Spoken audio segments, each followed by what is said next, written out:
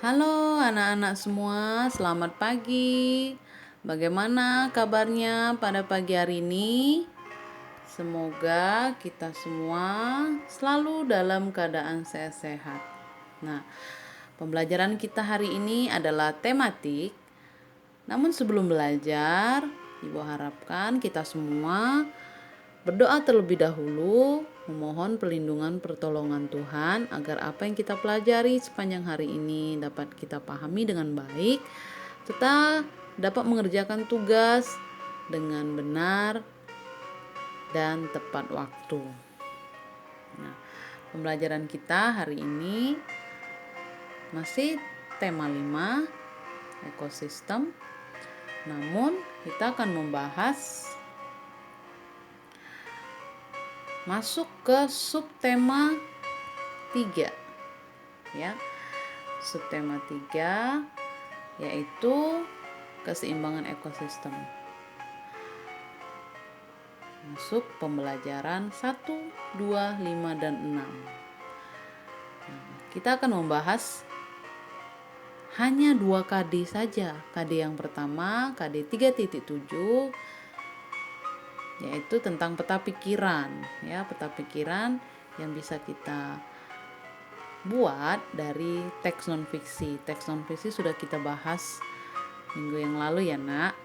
Kemudian KD yang kedua, KD 3.5, kita akan membahas tentang jaring-jaring makanan dan faktor penyebab perubahan keseimbangan ekosistem ya.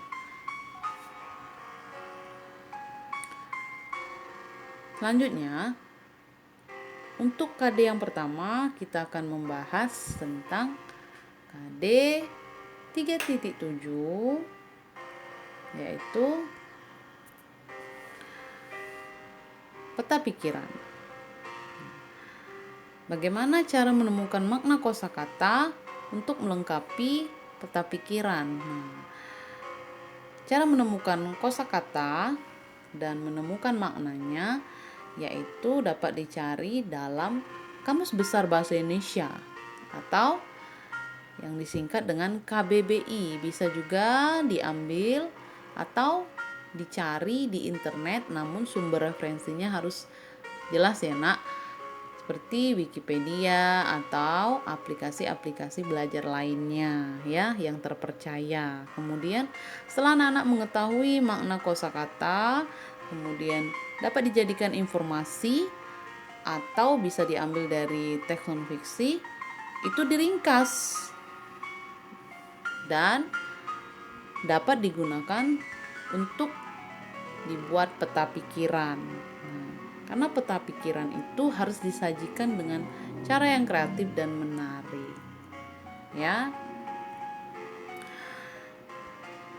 Selanjutnya, kita akan membahas bagaimana cara membuat peta pikiran. Ada 4 langkah-langkah dalam membuat peta pikiran. Yang pertama, tuliskan ide pokok dari setiap paragraf. Misalnya anak-anak ingin membuat peta pikiran dari teks non fiksi atau pembahasan-pembahasan lainnya ya. Tuliskan dulu ide pokoknya. Setelah itu temukan kata kuncinya. Setelah menemukan kata kunci dari setiap paragraf, kemudian rangkai ide pokok atau kata kunci yang sudah anak-anak buat itu dibuat dalam sebuah bagan ya. Kemudian bagan-bagan yang berisi ide pokok atau kata kunci tersebut bisa juga ditambahkan informasi-informasi pelengkap lainnya untuk memperjelas informasi tersebut. Nah, seperti pada contoh berikut ini. Ini yang sederhananya ya. Nah, misalnya anak-anak ingin membuat peta pikiran tentang ekosistem. Di dalam ekosistem itu kata kuncinya atau ide pokoknya dari suatu teks non fiksi itu misalnya ada 4 nih. Nah, ini yang pertama pengertian ekosistem, ada contoh ekosistemnya, ada keseimbangan ekosistem, ada komponen ekosistem. Nah, ini kata kunci. ya. Nah, bisa dikembangkan, bisa dilengkapi kata-kata atau informasi-informasi penjelas untuk memperjelas misalnya pengertian ekosistem. Apa pengertian ekosistem? Nah, bisa ditambahkan di sini panahnya. Bisa dibuat kotak lagi, ya. Bisa dibuat kotak. Nah, kemudian ditulis. Nah, kemudian contohnya apa saja bisa dibuat di sini. Nah, bisa dibuat lingkaran. Nah, sambil dibuat lingkaran, di dalamnya dibikin tulis apa saja contoh-contoh ekosistem. Nah, keseimbangan ekosistem seperti apa? Apa saja faktornya? Bisa dibikin di sini. Nah, dikreasikan ya nak, komponennya apa saja. Nah, bisa dibuat seperti ini. Nah, dibuat semenarik mungkin ya nak. Untuk tambahan-tambahannya bikin apa yang mengimajinasikan anak-anak, seperti apa bagan yang cantik ya nak ya. Nah, ini merupakan contoh sederhana dalam membuat peta pikiran ya. Bisa anak-anak lebih kreatifkan lagi bagan-bagan yang menarik ya nak. Selanjutnya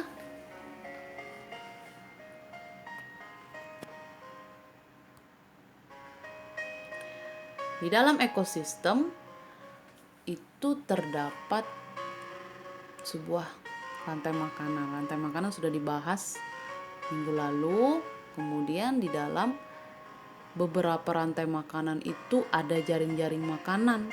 Nah, apa itu jaring-jaring makanan? Nah, jaring-jaring makanan adalah kumpulan dari beberapa rantai makanan di dalam suatu ekosistem. Nah, seperti pada contoh berikut ini. Nah, ini produsennya. Ada lebih dari satu konsumen satunya. Nah, ini bisa dikembangkan lagi. Ada konsumen tiganya. Ini konsumen 2 ya. Nah, ada konsumen 2-nya, ada konsumen 3-nya. Nah, ini udah lebih dari satu rantai makanan. Ada 2, ada 3, bahkan lebih dari 3. Nah, kumpulan dari rantai makanan yang lebih dari satu itu disebut dengan jaring-jaring makanan. Ya, Ibu ulangi lagi. Jaring-jaring makanan itu adalah kumpulan dari beberapa rantai makanan di dalam suatu ekosistem. Kemudian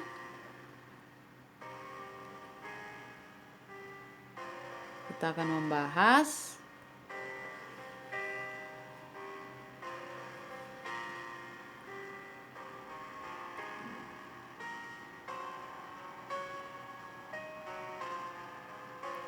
selanjutnya. Nah, ini contoh lain jaring-jaring makanan ya. Seperti ini. Boleh sambil dicatat ya nak. Nah, ini jaring-jaring makanan. Misalnya ada padi. Ya. Padi itu dimakan oleh tikus sebagai konsumen 1. Kemudian tikus dimakan oleh ular. Ular dimakan oleh burung elang, ya. Burung elang dimakan oleh bakteri-bakteri. Seperti yang sudah dibahas minggu lalu ya nak. Kemudian elang juga memakan tikus. Selanjutnya, padi itu dimakan juga oleh belalang. Belalang dimakan oleh katak. Katak dimakan oleh burung elang. Katak juga dimakan oleh ular. Kemudian belalang itu dimakan oleh ayam. Nah, ayam itu dimakan oleh burung elang. Nah, padi itu juga dimakan oleh ulat. Ulat dimakan belalang, kemudian ulat juga dimakan oleh katak, kemudian ulat juga dimakan oleh ayam.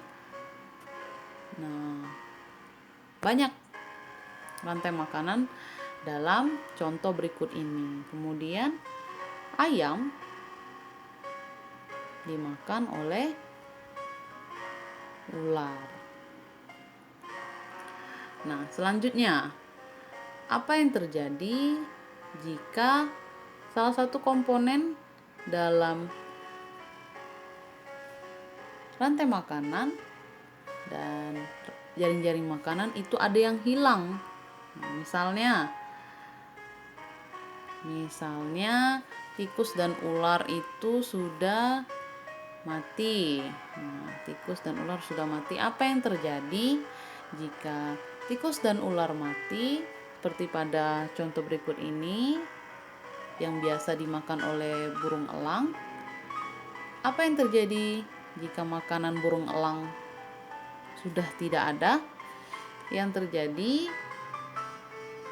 populasi burung elang akan semakin berkurang, ya. Karena apa? Makanannya sudah tidak ada lagi dan lama kelamaan akan mati. Banyak yang mati burung elangnya. Selanjutnya,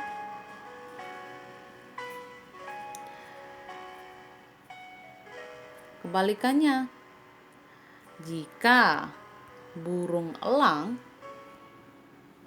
yang mati. Jika burung elang yang mati, apa yang terjadi pada tikus dan ular?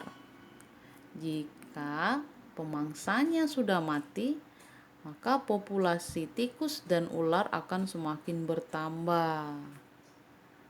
Nah, apa yang menyebabkan jika populasi dari tikus dan ular itu bertambah? Itu akan menyebabkan perubahan ekosistem. Nah, nanti akan kita bahas. Jadi, itulah kesimpulan apabila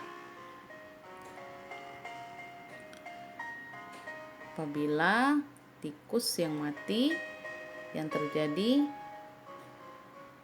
populasi ular dan burung elang akan semakin berkurang. Karena apa? Makanannya sudah tidak ada lagi. Nah, seperti itulah kesimpulannya ya, Nak.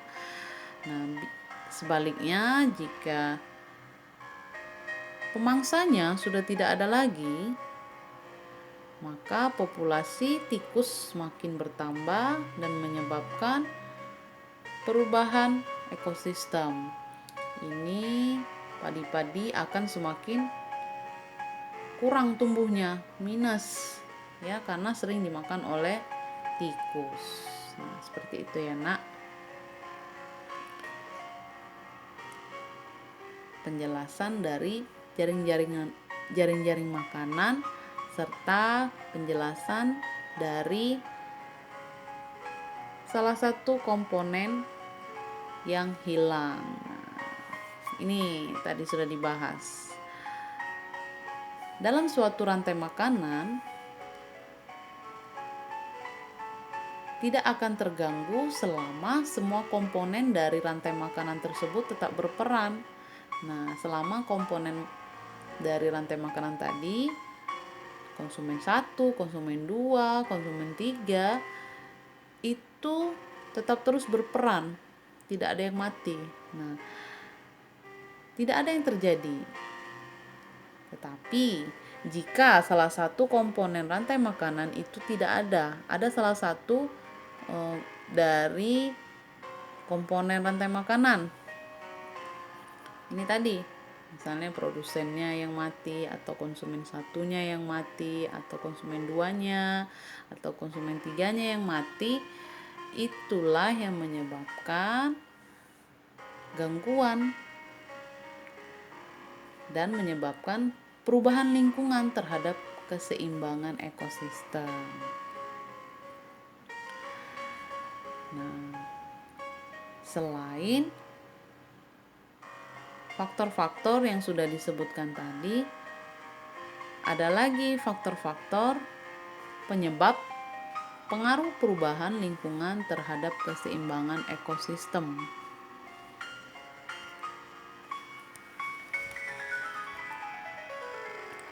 Apa saja? Mari kita bahas.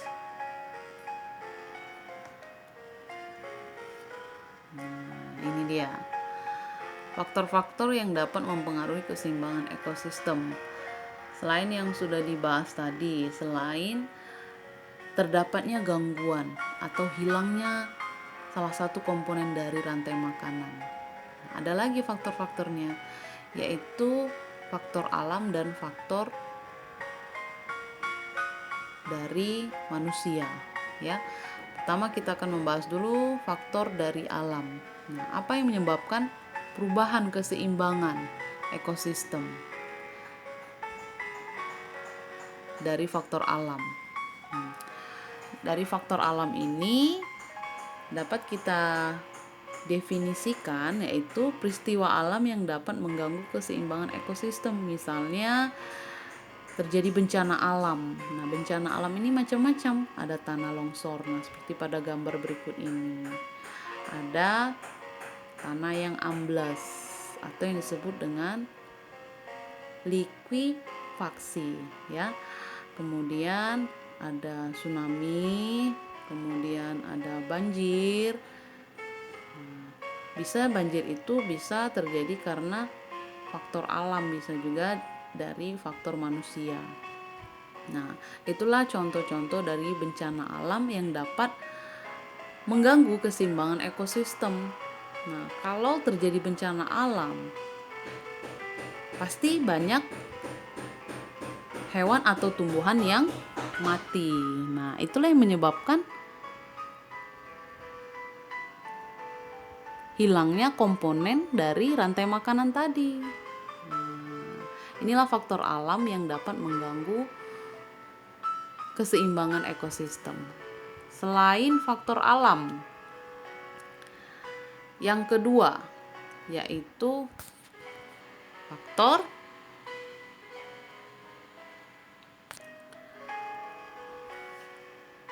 aktivitas manusia. Nah, seperti pada gambar berikut ini. Ada kegiatan manusia dalam memanfaatkan sumber daya alam yang dapat mengganggu keseimbangan ekosistem. Nah, seperti pada gambar berikut ini, menebang pohon secara liar, bahkan menyebabkan hutan menjadi gundul.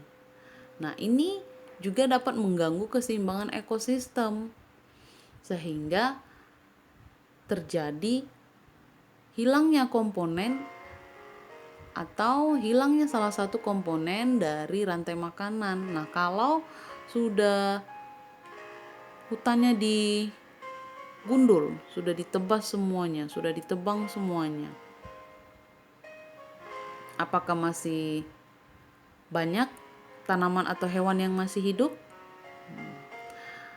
Tidak lagi ya, Nak. Bahkan tumbuhan dan hewan banyak yang mati.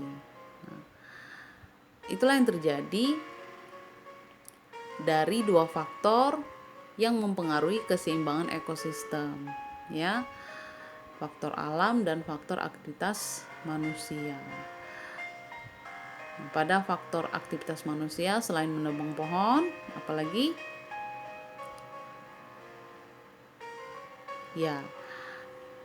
Selain menebang pohon, juga banyak dibuat pemukiman perumahan, ya. Dengan cara apa tadi? Ya, digundulkan dulu hutannya. Kemudian apalagi faktor aktivitas manusia yang menyebabkan gangguan keseimbangan ekosistem? Membuang sampah sembarangan itu juga dapat mengganggu keseimbangan ekosistem. Kita membuang sampah sembarangan, apalagi plastik yang susah didaur ulang sama alam. Nah, itu yang menyebabkan gangguan keseimbangan. Misalnya plastik tersebut ada di laut, kemudian hewan-hewan laut mengira itu makanan, kemudian dimakan plastik-plastiknya.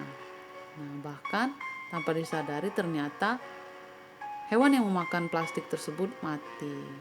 Nah, itu lagi terjadi lagi, hilang komponen dari rantai makanan. Nah, itulah yang menyebabkan terganggunya keseimbangan ekosistem.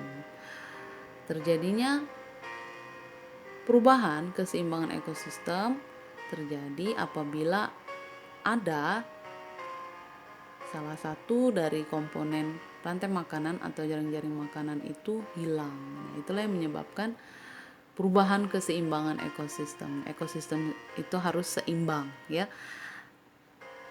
Artinya setiap komponen dalam rantai makanan itu harus selalu berperan, tidak ada yang mati ataupun hilang.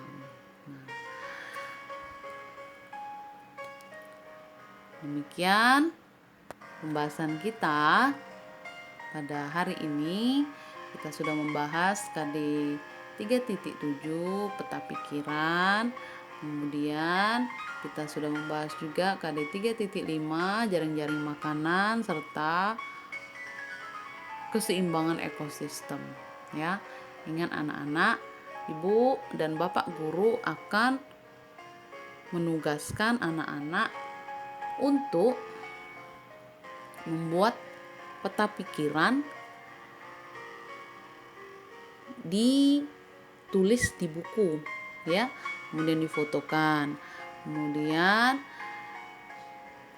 bapak dan ibu guru juga akan menugaskan anak-anak untuk membuat jaring-jaring makanan. Nah, itu semua akan ibu dan bapak guru tuliskan di tugas Google Form, ya.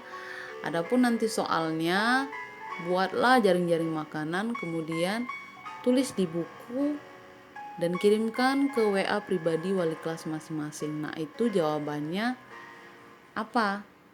Iya atau segera saya laksanakan, Bu. Nah, boleh seperti itu, ya. Segera saya laksanakan, Pak. Boleh seperti itu, ya. Nah, itulah tadi pembahasan kita. Tema 5, subtema 3, pembelajaran 1, 2, 5, dan 6. Terima kasih anak-anak semuanya. Sampai jumpa lagi. Selamat belajar, selamat mengerjakan tugas.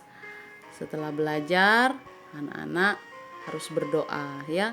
Berterima kasih kepada Tuhan karena sudah belajar dan memahami materi dengan baik, ya. Demikian anak-anak, sampai jumpa lagi. Dadah.